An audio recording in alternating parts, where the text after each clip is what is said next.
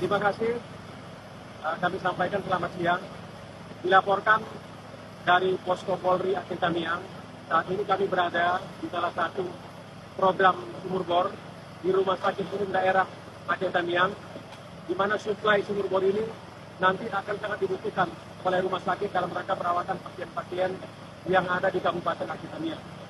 Sumur bor ini adalah bagian dari perintah Kapolri, di mana akan dibuat 300 sumur bor untuk mendukung seluruh fasilitas umum maupun pribadi yang ada di Kabupaten Aceh Tamiang.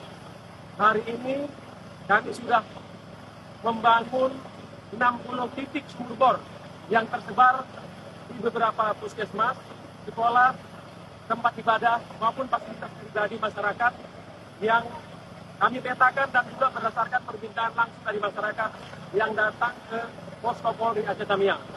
Demikian kami laporkan dari RSUD Aceh Tamiang, Posko Polri Aceh Tamiang.